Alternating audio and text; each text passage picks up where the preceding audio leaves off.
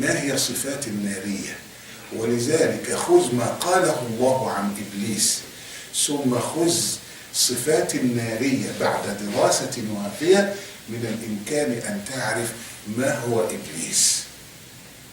ولذلك لا يستطيع إبليس أن يأتي إليك ويضلك، مع أنه أعلم أهل الأرض بالأرض الآن، أعلم المخلوقات الآن، وهو يعتبر عنده أرشيف الأمم كلها.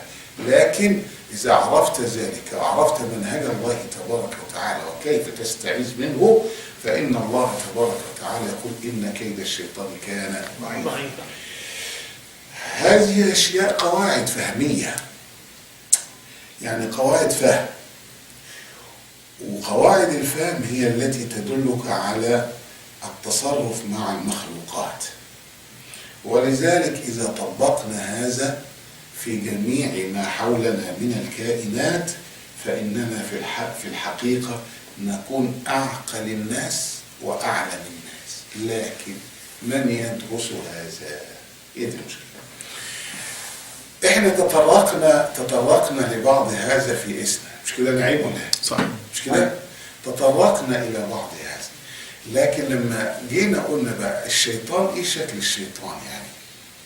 وانت اذا عرفت بقى الايه الناريه زي ما احنا قلنا زمان في اسنا كده، قلنا الناريه لا ترفع او لا تدخل في الارض، وانما دائما في ايه؟ تعلو ترتفع، صح ولا لا؟ طيب لما تيجي انت بتشعر في الناريه ترتفع، لما ربنا بيقول ايه؟ كان من الجن ففسق عن امر ربه، وبعدين ايه؟ يعني على وإذ قلنا للملائكة اسجدوا لآدم فسجدوا إلا إبليس أبى واستكبر. استكبار، الله، شوف الاستكبار هنا دليل على أن النارية تنظر إلى إيه؟ مش بس كده، لا، ده النارية إذا لم يقف أمامها شيء يمنعها من الانتشار يعني قضت على الأخضر واليابس، صح؟ والنارية لا عقل لها، يعني مش تيجي مثلا في جنب كده وتحرقه وبعدين خلصت القصه، لا عقل لها.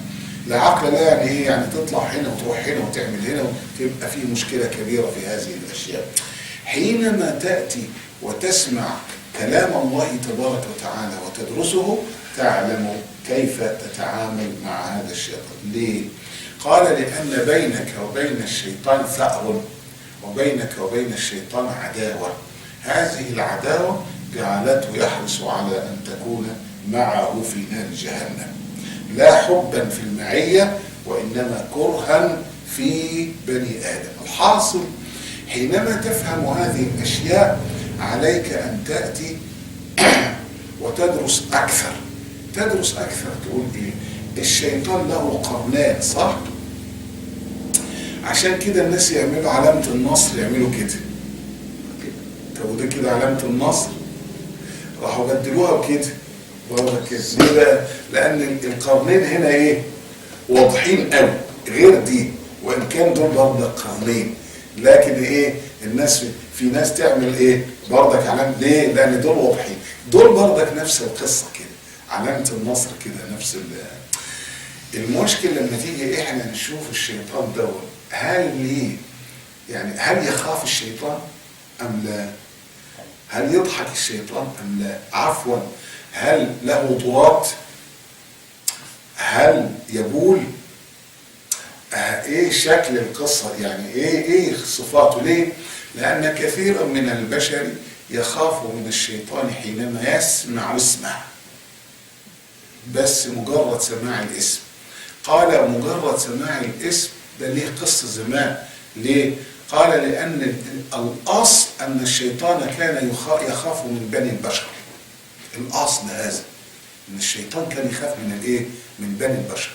وبعدين لما كان بني البشر ينزلوا بقى في واد كده فيقول أعوذ برب هذا الوادي من إيه؟ من كل يوم. فالشياطين سمعوا القصة ده، قالوا هذا الذي نخاف منه ده كلام فارغ، يبقى هو ده اللي بإيه؟ فعملوا أشياء كده تخلي ابن آدم يخاف، خاصة لأنه يرى ابن آدم وابن آدم لا يراه.